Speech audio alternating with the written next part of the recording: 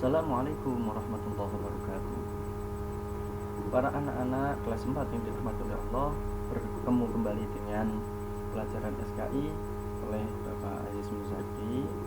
Alhamdulillah, di pagi hari ini kita akan melanjutkan pembelajaran kita yang kemarin sudah kita bahas bersama-sama tentang bagaimana dakwah Nabi Muhammad SAW dan para sahabatnya.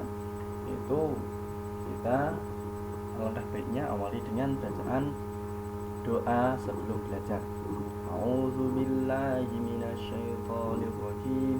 Bismillahirrahmanirrahim. Rabbi zidni ilma warzuqni fahma. Ya Allah, berilah kami rezeki dan ilmu kefahaman. Amin.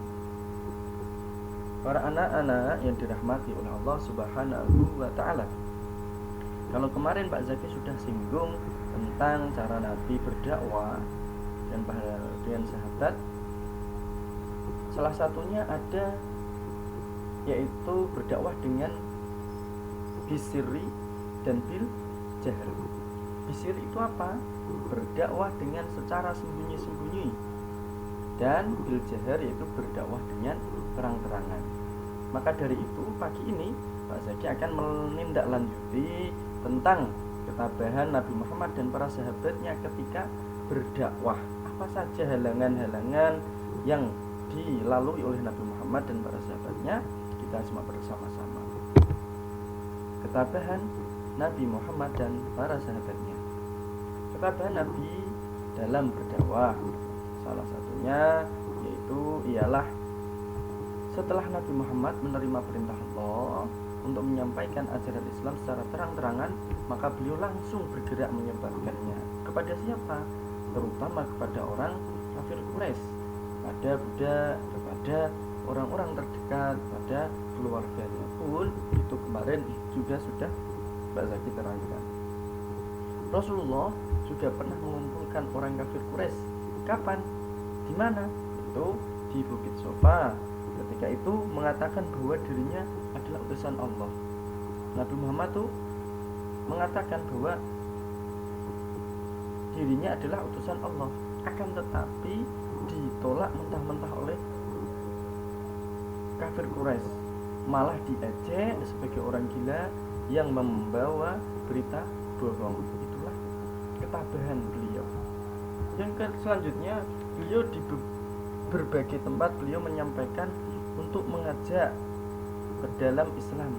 Alhasil dengan semangat tinggi, beliau akhirnya mulai diterima oleh orang banyak, oleh kalangan orang banyak. Akan tetapi kaum kafir Quraisy makin tidak suka dengan dakwah beliau. Karena apa? Tadi yang sudah digambarkan kalau beliau malah sebagai utusan abal-abal atau pembohong.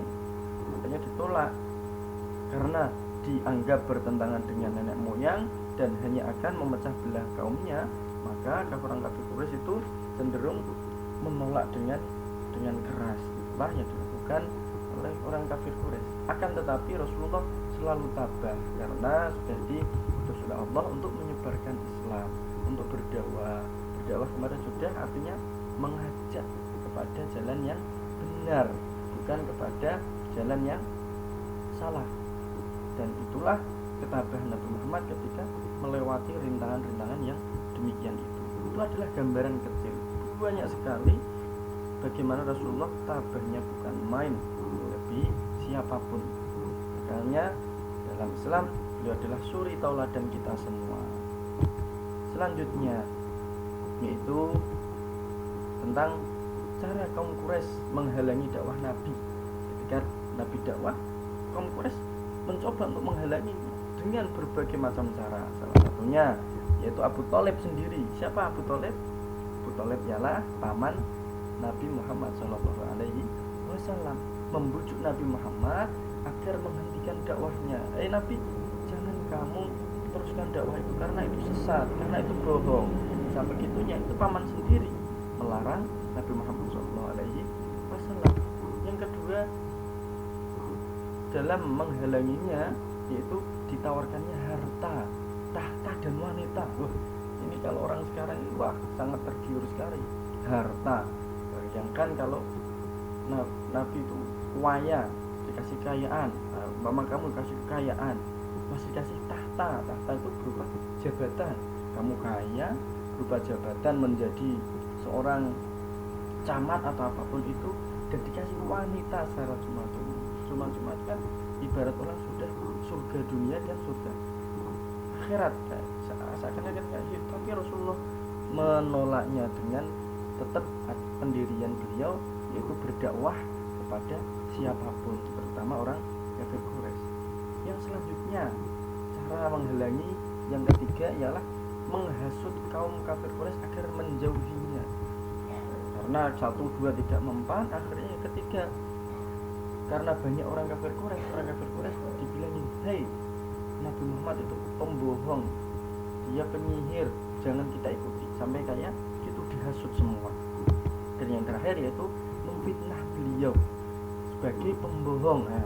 Memfitnah kalau Nabi Muhammad itu sebagai pembohong, sebagai tukang sihir, dan tuduhan-tuduhan jahat yang lain. Itulah bagaimana cara orang Quraisy, kafir Quraisy itu menghalangi dakwah beliau. Tetapi seperti yang sudah saya sampaikan tadi, beliau sangat tabah dan sabar dalam menghadapi cobaan. Dan itulah salah satu yang harus kita contoh dalam mensikapi kehidupan yang nyata ini.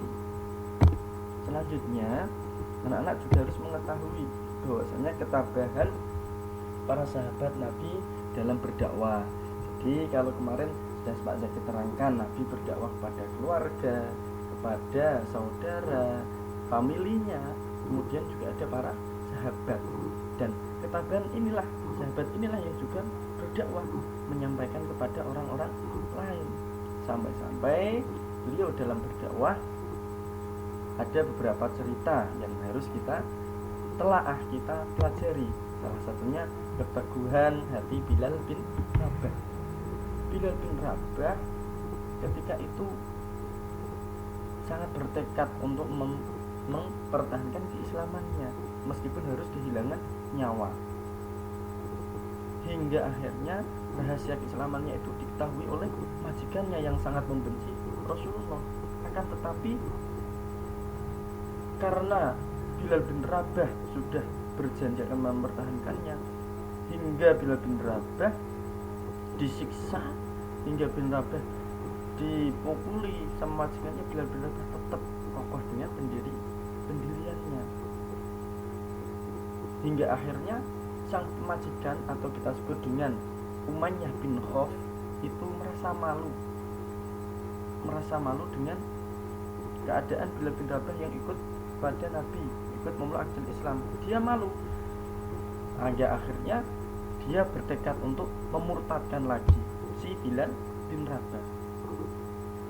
Hingga akhirnya dia Bilal bin Rabah disiksa sana kemari. Rasanya sangat pedih tentunya kalau disiksa.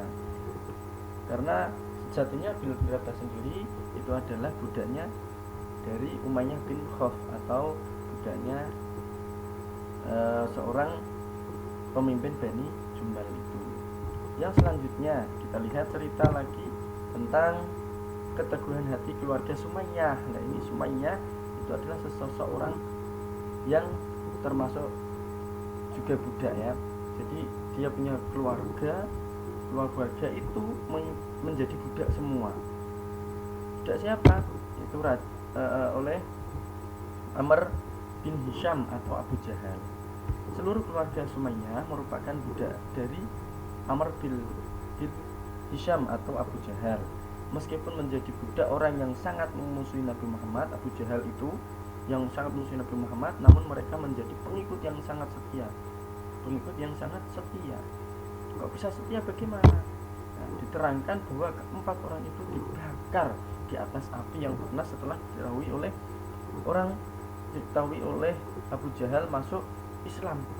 Jadi keluarga Umayyah ini diketahui oleh Abu Jahal telah masuk Islam menjadi pengikut Nabi. Abu Jahal marah hingga akhirnya semuanya itu dibakar secara hidup-hidup oleh Abu Jahal. Sangat tegas sekali, dibakar oleh hidup-hidup oleh Abu Jahal, dan dia sampai mati akhirnya tetap memeluk agama Islam dan bisa dikatakan dijamin oleh Rasulullah dia akan masuk surga atau mati syahid. Yang ketiga ialah keteguhan hati Zubair bin Awam. Zubair bin Awam itu hampir sama ceritanya dengan keluarga Umayyah tadi, yaitu termasuk orang yang masih muda dalam masuk Islam. Zubair masuk Islam ketika masih berumur 8 tahun, orang yang sangat muda yang sudah memeluk agama Islam, termasuk golongan muslim pertama yang masuk Islam. Dan penyiksa Zubair tidak lain adalah pamannya sendiri. Hampir sama, Zubair itu dibakar hidup-hidup, ditelentangkan dan dibakar secara hidup-hidup karena dia memeluk agama Islam. Dan itulah ketabahan cerita dari para sahabat Nabi yang berdakwah. Beliau rela mati demi menjaga keislamannya, itu. Jadi dia tidak mau kembali pada zaman jahiliyah, kemurtadan, tidak mau. Dia mau memeluk agama Islam hingga sampai dia mempertahankan keislamannya itu. Itulah salah satu contoh yang luar biasa.